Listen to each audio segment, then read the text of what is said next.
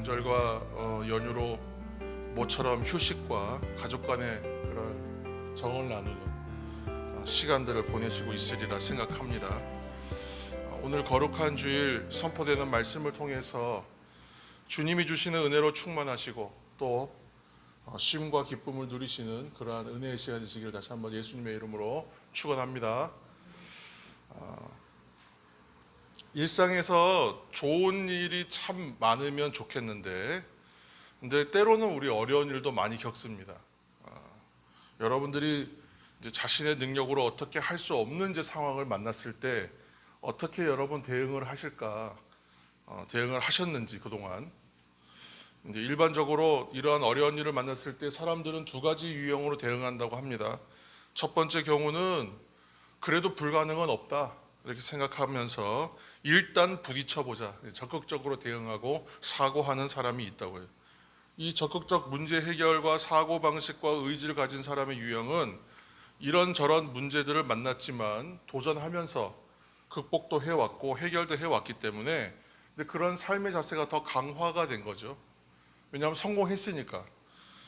살아가면서 당연히 저는 이런 적극적인 삶의 자세가 필요하다고 생각합니다.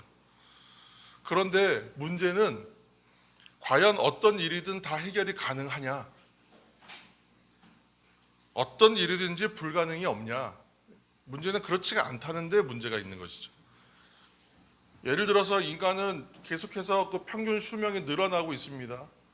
예전에 60 이러면 오래 장수하신 거고 70 그러면 정말 장수하신 건데 요새는 80세 이전에 혹시 누가 돌아가시거나 그러면 너무 일찍 돌아가셨다 얘기해요.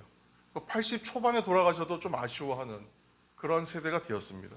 이제 100세의 시대가 정말 남의 이야기가 아니라 이제 나의 이야기로 오는 세대를 살고 있는 것이죠. 그래서 인간은 평균 수명을 계속 늘려가는 데 성공하고 있지만 그렇지만 죽음의 문제는 해결하지 못해요. 이거 할 수 없다는 거 알고 있죠. 우리 자신의 최선의 노력에도 불구하고 인간의 삶에는 불가능한 일들이 있다는 것입니다. 이 불가능성을 인정할 수밖에 없는 것이 우리의 실존이죠. 그럼에도 불구하고 불가능은 없다 하고 신념으로 맞서다가 도저히 극복 불가한 상황을 만나면 오히려 더 큰 좌절을 맛보고 낭패를 겪기도 합니다. 그러나 이와 반대로 정반대의 태도와 자세를 가진 사람들도 있다는 거예요. 그것은 작은 어려움만 생겨도 도전하지 않는 사람, 작은 걸림돌만 있어도 포기해버리는 사람, 너무도 쉽게 나의 한계를 인정해버리고 더 나아가는 것 자체를 포기해버리는 사람도 있다는 거예요. 그 유명한 실험이 있잖아요. 벼룩 점프하는 실험, 여러분 아실 겁니다. 여러 마리의 벼룩을 가지고 실제로 이 실험을 했는데 심리학자가 한 실험이에요. 얼마나 높이까지 뛰어오를 수 있는가를 테스트했는데 평균적으로는 20cm에서 많이 뛰는 벼룩들은 30cm까지도 뛰더라는 거예요. 저는 벼룩이 이렇게 높이 뛰는지 몰랐어요. 그런데 이 테스트를 해서 먼저 평균 높이를 잰 다음에 두 번째 실험에서는 투명한 유리를 덮어가지고 높이를 제한한 거예요. 15cm로. 그 다음 실험에서는 또 어떻게 했겠어요? 10cm로. 그 다음 실험에서는 어떻게 해요? 5cm로. 더 낮춰가는 겁니다. 그렇게 했더니 벼룩들이 뛰다가 유리천장에 부딪히면서 높이가 제한돼 버렸잖아요. 점프할 수 없게끔. 그러니까 이 높이를 제한해 버렸더니 나중에는 어떻게 해요? 천정을 걷어버렸어요. 유리를 걷어버렸어요. 장애물이 없습니다. 그럼에도 불구하고 벼룩은 자기가 제한당한 높이 이상으로는 뛰지 않더라는 거예요. 이 실험의 결과처럼 사람도 자신이 넘어졌던 그 한계를 다시는 극복해 보려는 시도조차 하지 않고 살아가는 경우가 많지 않느냐, 이 말씀을 드리는 것입니다. 이제 우리 그리스도인의 삶으로 돌아와서 이제 한번 생각해 보겠습니다. 우리 그리스도인들은 이런 불가능성이잖아요. 불가능하다는 것을 인정하고 살아가는 거예요. 불가능을 인정하고 살아가는 태도가 그리스도인들의 태도예요. 무슨 말씀이냐 하면 우리가 불가능 앞에서 무조건 포기하고 좌절하는 사람이다 이런 뜻이 아니라 오히려 그리스도인들은 하나님을 믿고 하나님께 의뢰하는 사람들이기 때문에, 그래서 우리 하나님과 더불어 살아가는 사람들이기 때문에, 하나님으로 인하여 살아가는 사람들이기 때문에 불가능한 상황들을 이기고 극복하고 피해갈 수 있다고 여기는 거예요. 불가능은 있다. 그러나 좌절과 포기는 이르다. 왜요? 하나님 우리를 의지하니까. 거기서 확인해 봐야 된다는 거죠. 오늘 이제 우리 본문으로 한번 가보겠습니다. 오늘 본문 마가복음 본문으로 가시면 귀신 들린 아이를 어떤 아버지가 데리고 와요. 그래서 예수님의 제자들을 찾아와서 치유를 부탁했습니다. 제자들이 노력은 했지만 이 아이를 고칠 수가 있었느냐 하면 아쉽게도 그러지 못했어요. 그때 예수님이 오셨다는 거예요. 이 이야기 앞에는 우리가 잘 아는 변화산 변모 사건, 변화산 사건이라고 불리는 예수님이 산에서 변형되셨던 사건이 있어요. 그러니까 이 본문은 마가복음에만 있는 것이 아니라 공간복음에 다 있어요. 이 이야기들, 이때에 여러분 하나 기억해야 될 것은 뭐냐면 예수님께서 산에 가실 때 제자들을 다 데리고 가지 않았습니다. 3명만 데려갔어요. 일명 애제자라고 불리는 3명만. 베드로, 안드레를 제한 야고보와 요한, 이렇게 3명 데리고 갔습니다. 자, 제자를 데리고 예수님 산에 계셨고 그 사이에 이러한 일들이 있었던 거예요. 이 아이를 좀 고쳐달라는 의뢰. 그러니까 밑에도 지금 예수님의 제자들이 그럼 한 9명 있었다는 계산이 됩니다. 그런데 다들 어찌하지 못했다는 거예요. 어찌하지 못했고, 그러던 중에 예수님께서 오셨어요. 예수님을 발견한 순간 제자들과 또 이 귀신 들린 아이와 또 그 아버지는 즉시로 소망이 생겼습니다. 그래서 예수님께 무엇이든지 좀 도와주시기를 요청한 거예요. 바로 불가능하다고 여겨지는 일을 만난 사람들에게 필요한 이야기가 오늘 본문 안에 있는 이야기입니다. 오늘 이 은혜를 함께 나누고자 합니다. 첫 번째로 문제가 있어요. 문제. 지금 문제가 있는 겁니다. 해결하기 어려운 난제, 문제가 있어요. 우리는 예수님 앞에 그 문제를 가지고 나와야 돼요. 주님 앞으로 문제를 가져와야 됩니다. 너무나 잘 아는 이야기지만 이것이 가장 중요한 첫 번째의 시도예요. 문제가 있었을 때는 이것을 먼저 주님 앞으로 문제를 가지고 오는 것부터 시작해야 됩니다. 마가복음 우리 19장 19절 말씀 함께 읽겠습니다. 대답하여 이르시되 믿음이 없는 세대여, 내가 얼마나 너희와 함께 있으며 얼마나 너희에게 참으리요, 그를 내게로 데려오라 하시매. 아멘. 오늘 이제 말씀 가운데에 두 구절 정도가 굉장히 중요한 말씀들이 있는데, 모든 말씀이 중요하지만 오늘 19절 말씀 여러분 잘 유념하셔 보셔야 됩니다. 지금 말씀에서 우리는 그를 내게로 데려오라 하는 그 대답에 여러분 주목해요. 이 대답의 말씀 중에서도 내게로 데려오라 하시는 말씀 가운데에서도 더 주목해야 될 단어는 내게로예요. 내게로. 애초에 아이의 아버지는 예수님에 대한 소문 듣고 찾아온 사람이었을 겁니다. 그러니까 예수님께 나온 거예요. 사실은 예수님께 나온 거예요. 그런데 예수님 안 계시니까 제자들에게 하실 수 있거든 좀 해달라 부탁했을 겁니다. 근데 마침 예수님 산에 계셨고 제자들 일부만 여기 있었다는 거예요. 그런데 문제는 예수님의 제자들이 문제 해결할 수 있었느냐? 그렇지 못했다. 또 한 가지 여기서 묵상해야 될 것이 있습니다. 예배와 교회와 우리 예수님에 대해서 우리가 때를 정하여서 지금 예배를 드립니다. 오늘도 우리 주일 예배를 드리고 있어요. 그런데 예배를 왜 드리는가? 여러분 예배 왜 드립니까? 예배는 하나님 경험하는 시간으로 드리는 거예요. 하나님 경험하기 위해서. 예배는 하나님을 만나는 시간. 그러니까 예배의 중요성은 하나님을 만난다는 데 중요한 거예요. 내가 예배에 참석했느냐 아니냐도 물론 중요합니다. 문턱 효과라 그러잖아요. 그래서 교회의 문턱을 넘는 것이 얼마나 어렵습니까? 예배에 나오는 것이 얼마나 대단한 일이에요. 불과 우리 1, 2년 전만 해도 코로나다 뭐다 해서 예배 현장에서 예배 드리는 것 자체가 굉장히 어렵고 힘들었던 시간이 있었고 그 시간 통해서 우리 예배의 소중함을 알았습니다. 그렇다면 지금은 이제 예배가 회복이 됐잖아요. 그러면 예배 회복을 통해서 우리가 가장 얻어야 될 가장 중요한 시간은 뭐냐면 하나님을 만난다는 거예요. 이 시간을 통해서. 두 번째, 교회에 왜 오는가 생각해야 돼요. 교회도 마찬가지로 문턱이 높아요. 우리는 또 많이 여러분 걸어 올라오셔야 되고 또 여기 또 오셔야 되고 먼 곳에서 오시는 분도 있고 어려움이 있습니다. 교회까지 나오는 것이 또 얼마나 어렵습니까? 그 자체로 너무나 잘하시는 겁니다. 그러나 교회에 오는 진짜 목적은 뭐냐 하면 여기에 내가 참여하는 것 자체가 의미가 있는 것이 아니라 교회는 그리스도의 몸이라 그래요. 교회는 그리스도께서 머리가 되신 곳이에요. 그러니까 내가 주의 몸된 교회에 참여하는 것에 의미가 있습니다. 이 의미를 알고 참여해야 되는 것이죠. 교회에 나오고 예배를 드리는 목적이 이처럼 너무나 분명합니다. 그렇게 두세 사람이 주님의 이름으로 모인 곳에, 주님의 이름을 높이는 곳에 하나님이 함께 하시고 우리 주님이 함께 하시기 때문에 교회가 중요하고 예배가 중요한 것입니다. 저는 이 사실을 분명히 믿습니다. 그러면 우리는 반드시 이렇게 하면 하나님 경험하게 되거든요. 내가 정말 하나님 앞에 예배하러 나오면 예배를 통해서 하나님 만나거든요. 내가 교회에 참여하면 교회를 통해서 주님을 만나게 되거든요.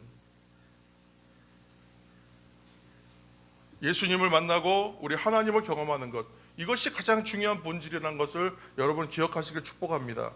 그렇게 주님을 만나고 또 하나님을 경험하고 그분을 높이는 것이 중요한 거예요. 이러한 것이 신앙의 본질이라고 말하는 것입니다. 근데 이 신앙의 본질에 다가가기 위해서 가장 어려운 것이 무엇이냐 물어보면 교회에 나오는 거라 그래요.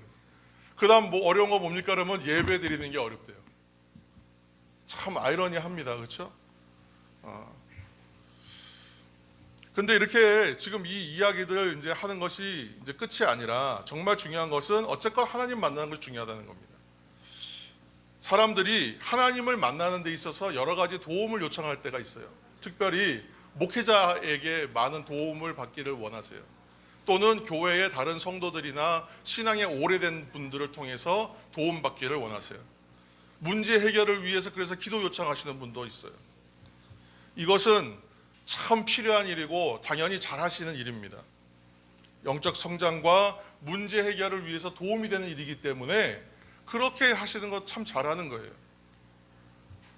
근데 이때도 우리가 잊지 말아야 할 것은 뭐냐면 문제 해결하시고 질병을 고치시고 문제의 근원적인 것을 해결하시는 분은 누가 하시는 거냐면 하나님이 하신다는 거예요. 주님이 하신다는 거예요. 신앙이 자라게 하시는 분도 하나님이 하신다는 거예요.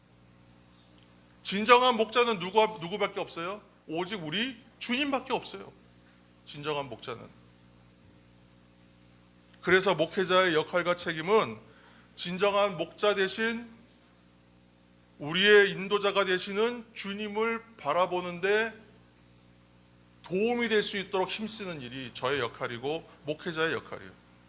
영적 지도자와 공동체의 도움을 받는 순간도 하나님이 이렇게 주의 종을 통하여 이러이러한 일들이 이루어지게 하시고 메시지를 나에게 주셔서 깨우쳐 주시고 또한 이러이러한 일들을 해결할 수 있도록 기도할 수 있게 힘을 주옵소서 하고 여러분 기도해 주시는 게 중요합니다. 그래서 주의 종의 기도와 우리 공동체의 돕는 기도를 통해 하나님 내 삶의 역사에 주옵소서 그렇게 기도하는 것 참 중요합니다. 여러분 이 시간 이제 이 말씀의 본론에 들어가기 전에 이 말씀 다시 한번 드리면 도전을 받습니다. 우리가 도전하길 원합니다. 하나님을 바라보시길 바랍니다. 할렐루야. 하나님을 바라보시길 축복합니다. 이 시간 주님을 바라보시기를 다시 한번 도전을 드립니다. 우리 주님 되신 예수님은 하나님이시고 그분이 우리의 길이고 우리의 진리고 생명이 되세요. 그분만이 우리의 선한 목자가 되세요. 오직 그분만 바라보시는 예배가 되기를 축복합니다. 여러분의 문제를 가지고 그래서 첫 번째 주님 앞으로 나와야 돼요. 예수님 앞에 문제를 가지고 나와요. 그때에만 우리가 문제와 불가능을 넘어서 하나님이 함께 하시는 놀라운 삶을 경험하게 됩니다. 이 사실을 여러분 꼭 기억하시길 바랍니다. 둘째로 그렇다면 그 다음 스텝은 뭘까요? 그 다음 스텝은 정말로 여러분 예수님을 신뢰하는 법을 배워야 됩니다. 이것을 저는 믿음의 연습, 믿음의 훈련이라고 하겠습니다. 여러분, 예수님 앞에 문제를 가지고 나와왔어요. 나아가는데, 나아가는 사람, 문제를 가지고 주님 앞으로 나아가는 사람은 믿음이 있어야 됩니다. 예수님을 믿어야 합니다. 진정으로 주님이 고치신다, 진정으로 주님이 이 문제를 맡으신다, 여러분 그 문제에 대해서 신뢰해야 되는 거예요. 귀신 들린 아이 치유에 실패했던 제자들이 이렇게 질문했어요. 9장 28절 말씀 함께 읽겠습니다. 9장 28절. 집에 들어가심에 우리는 어찌하여 능히 그 귀신을 쫓아내지 못하였나이까. 아멘. 제자들이 어떻게 질문했냐면 조용히 물었대요. 여러분, 이 말씀의 그 뉘앙스, 분위기를 여러분 잘 보셔야 돼요. 핸드폰 좀 진동으로 바꿔주십시오. 집에 들어가시면 어떻게 했냐면 제자들이 조용히 물었대요. 조용히 물었다. 왜 그랬는지 여러분 상상해 보시기 바랍니다. 이 상상은 자유거든요. 여기에 많은 해석을 붙일 수 있어요. 우리가 미루어 짐작은 가능하지만 이것이 정답이라고 말하기는 좀 어려워요. 그러나 여러 가지 정황을 보고요. 왜 제가 아까 일부 제자들은 산에 있었고 나머지는 아래에 있었다 얘기했냐면, 산에 누가 가 있었어요? 일명 예수님의 애제자라고 불리는 측근들, 최측근 멤버들이 올라가 있었어요. 그러면 최측근과 나머지 이렇게 불렸을 것 같아요. 그 나머지 9 제자가 항상 만약에 이러한 문제가 생겼을 때 예수님 안 계시면 누가 했겠습니까? 1번, 2번, 3번이 하지 않았겠어요? 그런데 지금 4번부터 12번까지 있는 거 아니에요? 그러니까 이분들이 어떻게 했을까요? 우리가 이 문제 해결해 보자, 이런 마음이 아니었을까 생각해요. 하여튼 이것은 상상입니다만 여러 가지 상황이 지금 있어요. 그런데 어쨌건 어떠한 이유에서 간에 실패했잖아요. 성공하지 못했어요. 그러니까 예수님께 물어볼 때 조용히 물어봤다는 거예요. 이 말씀에 참 그 부분이 참 재미있습니다. 치유와 기적이 일어나지 않은 이유, 우리들이 실패한 이유, 우리의 기도가 실패한 이유가 무엇입니까? 라고 물어본 거예요. 근데 예수님 대답 뭐라고 하셨냐면 29절 말씀에 이르시되 기도 외에 다른 것으로는 이런 종류가 나갈 수가 없느니라 하시니라. 아멘. 우리는 이 본문을 가지고 맨날 어떻게 얘기했냐면 기도해야 됩니다 그랬어요. 기도하고 더 기도해야 된다 그랬어요. 근데 지금 제자들이 이 문제 해결을 위해서 기도하지 않았을까? 기도했을 겁니다. 그런데도 불구하고 주님께서 뭐라고 말씀하시냐면 이런 문제는 기도 외에는 방법이 없다라고 말씀하세요. 이게 도대체 무슨 말씀이신가? 지금 제자들에게 하신 말씀으로 여러분 이해가 잘 되시고 다 되셨습니까? 다시 한번 말씀드리지만 제자들이 기도하지 않았을까요? 사실 제자들의 이러한 의문과 질문에 대해서 이미 예수님 답을 주셨어요. 이미 답을 하셨고 이 말은 부연이에요. 왜 그런가? 우리가 아까 읽은 19절 말씀으로 다시 가셔요. 19절 말씀으로 가셔서 다시 한번 19절 말씀을 여러분 우리가 한 목소리로 다시 한번 읽겠습니다.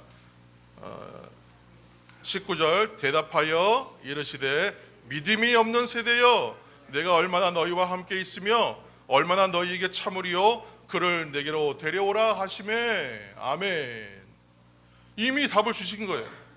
이것은 뭘 말하냐면 예수님 앞으로 문제를 가지고 왔음에도 불구하고 주님을 향한 신뢰와 믿음이 없다라고 얘기하는 거예요. 그런데 조금 구분을 해야 될 것 같아요. 조금 더 확장해서 살펴야 돼요. 마태복음 17장 20절 말씀 같은 이제 평행 본문이에요. 마태복음 한 절 읽겠습니다. 17장 20절 함께 읽겠습니다. 이르시되 너희 믿음이 작은 까닭이니라 진실로 너희에게 이르노니 만일 너희에게 믿음이 겨자씨 한 알만큼만 있어도 이 산을 명하여 너 여기서 저기로 옮겨지라 하면 옮겨질 것이요 또 너희가 못할 것이 없으리라. 아멘. 이거 도대체 또 무슨 말씀입니까? 말씀의 현장으로 여러분 다시 가서 상상하셔야 돼요. 아이는 여전히 지금 귀신 들린 또는 마태복음에 하면 간질병이라 그랬거든. 지금 몸이 괴롭고 힘든 아이는 그대로 지금 방치가 되어 있어요, 아직. 그죠? 만약 그런 상황이에요. 그곳에 사람들이 이렇게 모여 있었어요. 제자들이 있었고, 아이는 몸부림치고 있고, 아이의 아빠는 어쩔 줄 몰라 하고 있고, 사람들은 구경하는 사람들이 있었단 말이에요. 주님께서 이것을 보니까 속상하기도 하고 안타깝기도 하시니까 믿음이 없는 세대예요. 마태복음에는 믿음이 없고 패역한 세대예요. 아주 그냥 화를 내신 거예요, 어떻게 보면.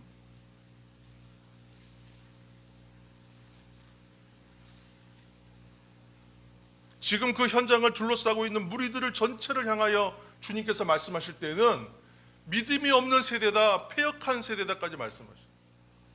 그런데 그 현장에 있는 모든 사람을 향하여 말씀하신 이유가 어디에서 우리가 좀 비슷한 모습을 볼 수 있냐면, 주님께서 고향 나사렛에 가셨을 때 어떤 일을 당하셨는지 여러분 아시죠? 예수님께서 나사렛에 가셨을 때에 고향에서 배척당했어요. 그래서 성경에 뭐라고 얘기하냐면, 고향에서 배척을 받으셨기 때문에 아무런 권능을 행하지 못하셨다는 말이나, 특별한 권능을 발휘하지 못하시고 그곳에서 일부 병자만 좀 고치시고 그냥 떠날 수밖에 없었다는 거예요. 그리고 오히려 믿음 없는 것에 대하여 좀 어리둥절하시고 이해하지 못하셨다, 이런 말씀이 나옵니다. 하나님은 하나님을 신뢰하는 곳에 하나님의 영광으로 임재하신다는 걸 여러분 기억하셔야 돼요. 하나님은 자신을 신뢰하는 그 자리에 그에게 큰 영광과 권능으로 함께 하신다는 것을 여러분 기억하시기를 축복합니다. 믿음으로 신뢰로 붙들고 나아가는 사람과 믿음 없이 하나님 앞에 나아가는 사람, 두 사람이 있다면 영광으로 권능으로 임재하는 자리는 어느 쪽에 일어나겠습니까?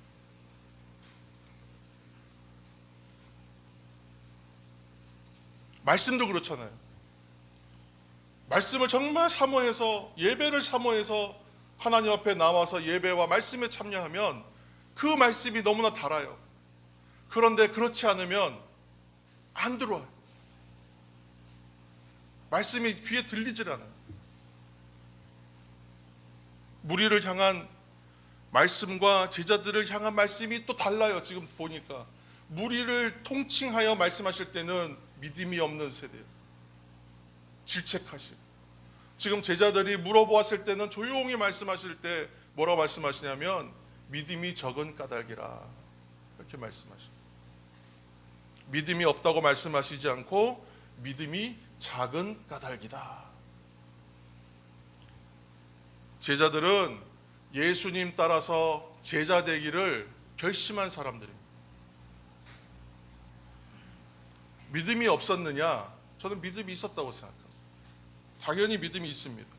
차이는 있을지라도 우리 모두 다 믿음이 있습니다. 오늘 이 자리에 계신 여러분들은 차이는 좀 있을지 모르겠지만 모두가 믿음이 있습니다. 예배와 찬양과 기도로 신앙생활하면서 주님 앞에 나와 봉사도 하고 섬기는 여러분들에게는 분명히 믿음이 있습니다. 그러나 주님은 오늘 뭐라고 말씀하시냐면 믿음이 작은 까닭이다 라고 말씀하시죠. 제자들이 실패한 이유, 기적이 일어나지 않은 이유, 그것은 믿음이 없어서가 아니라 믿음이 적었다는 거예요. 이 말을 여러분 잘 이해했으면 좋겠습니다. 이것은 너희의 믿음이 충분히 드러나지 않았다라는 말로 해석해야 돼요. 여러분, 믿음의 대상이 누구예요? 사람들이에요? 우리가 의식하는 세상인가요? 아닙니다. 우리는 하나님, 예수 그리스도를 우리의 믿음의 대상으로 삼아요. 그러니까 지금 믿음이 드러나 보이지 않는다는 것은 하나님을 향하여, 주님을 향하여 말씀을 드리는 거예요. 다른 사람들이 보기에 믿음이 커 보이냐 적어 보이냐는 아무 문제가 없습니다. 상관이 없어요. 우리가 믿음이 있느냐 없느냐를 판단하시는 분 앞에서 믿음을 드러내어 보였느냐 그렇지 않느냐의 싸움이다 라고 주님은 말씀하시는 거예요. 제자들을 향하여 너희들은 이거 알아야 된다라고 말씀해 주시는 거예요. 처음에 말씀했듯이 우리는 한계를 압니다. 우리의 실력과 수준과 현실을 압니다. 어느 정도 알아요. 이제 인생을 살다 보면 우리가 왜 모르겠습니까? 한계를 압니다. 우리는 좌절도 겪어보았습니다. 좌절을 압니다. 나의 절망과 아픔 겪어봤습니다. 그래서 압니다. 그리고 무엇보다 나의 죄를 압니다. 내가 죄인임을 압니다. 그래서 나는 나의 구주요 나의 주님이신 그리스도 앞에 나온 거예요. 누구에게 보이기 위해서 나온 것이 아니라, 누구에게 있어 보이기 위해서 하는 것이 아니라, 내가 주님 앞에 나오는 이유는 단 한 가지 이유. 그분 앞에 엎드린 이유도 이 한 가지밖에 없습니다. 그리고 나의 주님으로 믿고 의지하며 따르는 삶을 내가 선택하고 살고 있는 이유도 거기에 있습니다. 이것은 문화생활도 아니고 교양생활도 아닙니다. 신앙생활은. 여러분, 그래서 정말 주님을 신뢰하고 믿으십니까? 지금 제자들이 왜 이 귀신 축사하는데 실패하고 아이의 병을 고치는데 실패했을까? 제자들이 분명히 성공했던 기억이 있거든요. 여러분 성경을 다시 읽어보시면 예수님께서 12 제자들을 파송하시고 전도를 위하여 또 70명의 제자를 둘씩 짝지어서 이렇게 파송하시는 장면들을 우리가 보았습니다. 전도 파송하실 때 그들에게 병을 고치고 귀신을 내어 쫓는 능력과 권세를 주시면서 보내셨어요. 그때 돌아와서 보고할 때 뭐라냐면, 내가 주의 이름으로 이렇게 하니까 귀신도 막 쫓겨가고 권능이 나타났다고 막 기뻐가지고 얘기하는 장면들이 나옵니다. 주의 이름에 귀신들도 항복하더이다. 병고침과 귀신을 쫓았던 사실을 증언했어요. 이전에 분명히 이 제자들은 성공했던 기억이 있습니다. 그런데 지금은 왜 실패했느냐? 여러 상상이 또 가능하지만 저는 이렇게 이해할 수 있어요. 내가 할 수 있겠다. 이전에 했으니까 내가 할 수 있겠다. 내가 할 수 있겠다라고 생각했던 것 같아요. 성경은 그렇게 말씀하시잖아요. 내가 강할 때가 그때 실패하는 자리요, 내가 약할 때가 그때가 강함이라고 말합니다. 역설입니다. 역설. 믿음의 역설. 내가 약하다고 여길 때에 우리는 더 주님을 의지하고 주님만을 의지하기 때문에 사도 바울이 말하는 내가 약할 그때에 그때 하나님이 임재하시고 하나님이 우리를 전적으로 사용하시는 시간이 된다는 것을 여러분 기억하시기를 축복합니다. 제자들은 자신을 믿었던 것 같아요. 내 경험을 믿고 내가 성공했던 기억을 붙잡고 된다고 생각했던 것 같아요. 사랑하는 성도 여러분, 한 해 중에 우리는 가장 좋은 때라고 불리는 한가위 이 절기를 지나고 있습니다. 이렇게 좋은 때도 있지만 우리를 괴롭히는 문제들이 올 때를 여러분 기억하시길 바랍니다. 정말 지옥 같은 시간들. 그때 우리는 어떻게 해야 되겠습니까? 문제를 가지고 주님 앞으로 나아가야 돼요. 주님 앞으로 나오셔야 되는. 왜냐? 나는 할 수 없지만 주님은 하시기 때문에 그렇습니다. 주님께서 하나님을 믿으니 또 나를 믿으라, 그렇게 말씀하셨어요.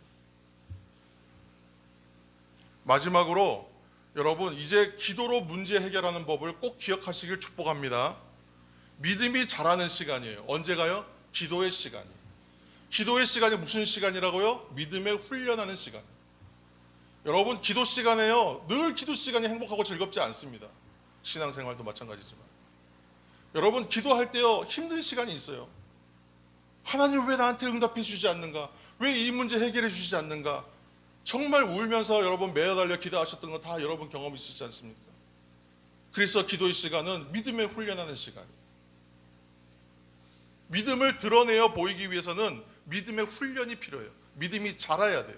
언제 자라겠습니까? 신앙의 연수를 더해가면 믿음이 자동으로 자라든가요? 그렇지 않잖아요. 기도의 양만큼 저는 자란다고 생각해요. 무조건 이때는 양입니다. 여러분, 기도를 붙들고 있는 시간만큼 믿음이 자라요. 기도는 우리로 하나님을 의지하게 하시는 방편이기 때문에 그렇습니다. 그 시간을 통해서 우리는 점검받아요. 이것이 되는 일인지 안 되는 일인지, 안 되면 왜 안 되는 일인지, 되면 왜 된 일인지 우리는 그때 배워요. 기도할수록 더 배웁니다. 하나님을 더 의지하는 방법을 배워요. 이게 안 되면 어디로 가야 돼요? 기도가 금식 기도까지 나가요. 나의 힘을 다 빼고 전적으로 하나님 내가 의지합니다 하고 금식하는 자리까지 나아갈 줄도 그런 필요도 있습니다. 왜냐하면 기도하면 기도할수록 이거 내 생각과 내 방법으로 안 되는 것이구나, 정말 하나님 의지해야 되겠구나라고 생각하게 되기 때문에 더 의지하는 시간입니다. 29절 말씀 우리 읽겠습니다. 29절 이르시되 기도 외에 다른 것으로는 이런 종류가 나갈 수 없느니라 하시니라. 아멘. 이제 이 말씀이 여러분 들어오실 겁니다. 기도 외에는 안 된다는 거예요. 너희의 믿음을 드러내어 보여주는 시간, 믿음이 작은 너희가 믿음이 큰 사람 되는 시간은 기도 외에는 없다라고 말씀해 주시는 거예요. 그렇게 말하면 이 지금 말씀은 우리가 이전에 가지고 있었던 어떤 선입적인 생각들과는 전혀 다른 본문이 됩니다. 하나님의 말씀이 때와 상황에 맞춰서 우리들에게 주시는 말씀을 올 때는요, 전혀 다른 이야기로 들어올 때가 있어요. 오늘 이 말씀이 여러분들에게 큰 도전이 되시기를 축복합니다. 기도가 방법입니다. 기도가 풀리고 해결하는 통로가 됩니다. 동시에 믿음이 훈련되고 자라는 시간입니다. 좋은 기도의 방법 한 가지 제가 더 팁으로 여러분 함께 나누고 말씀 마치겠습니다.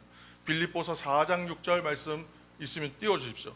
함께 우리가 읽습니다. 4장 6절 빌립보서 아무것도 염려하지 말고 다만 모든 일에 기도와 간구로 너희 구할 것을 감사함으로 하나님께 아뢰라. 아멘. 말을 이렇게 바꾸면 돼요. 모든 염려는 무엇으로요? 기도로 바꿔라. 여러분, 염려는 우리 신앙에 아무런 필요가 없는 것들입니다. 인생에 염려는 가지고 있어봤자 병밖에 안 돼요. 그러면 모든 염려는 어디로 가지고 가요? 하나님 앞으로 기도로 가지고 나아가시는 거예요. 모든 염려는 기도로 바꾸시기를 축복합니다. 그렇게 기도했는데도 안 돼요. 그렇게 기도했는데도 아무런 영적인 감동이나 변화가 없고 인생에서 이루어지는 일이 없는 것 같아요. 그럼 여러분 어떻게 해야 돼요? 기도와 그 다음에 뭐라고요? 간구로. 간구가 뭡니까? 더 간절하게 구하는 거잖아요. 하나님 앞에 기도하고 더 간절하게 구하라는 얘기입니다. 간절한 기도는 인도함을 반드시 받습니다. 믿음이 훈련되고 자라고 하늘의 문이 열리는 응답이 분명히 나타납니다. 여러분, 이 기도로 여러분 어렵고 힘든 문제들을 돌파하시고 이 기도를 통하여 우리의 믿음과 영적인 성장들이 놀랍게 일어나시는 저와 여러분 교회와 성도들이 되시기를 이 시간 예수님의 이름으로 축복합니다. 기도하겠습니다. 우리가 함께 기도할 때에 하나님, 이 한 해의 삶을 주님 앞에 놓고 기도하오니 정말 주님 신뢰하고 걸어가는 인생이 될 수 있도록 도와주옵소서. 많은 문제가 우리의 인생길 앞에, 많은 문제가 우리의 가정 앞에, 우리의 민족 앞에 많은 염려가 내 앞길에 있습니다. 그렇지만 아버지, 모든 염려를 주 앞에 기도로 바꾸며 살기를 원합니다. 하나님을 전적으로 의지하며 살기를 원합니다. 하나님, 특별히 이 좋은 계절에 우리에게 기도를 가르쳐 주시고 정말 엎드려 기도하는 자들이 되게 하여 주시고 우리 앞에 주어진 모든 문제들을 정말 주님 앞에 들고 나와 주님 앞에 십자가 붙들고 기도하며 해결해 나갈 수 있도록 도와주옵소서. 때로 인생의 절박한 순간에 정말 더 간절히 기도하도록 우리를 가르쳐 주시고 기도하는 그 자리에 성령의 놀라운 능력을 부어 주시옵소서. 예수님의 이름으로 기도합니다. 아멘.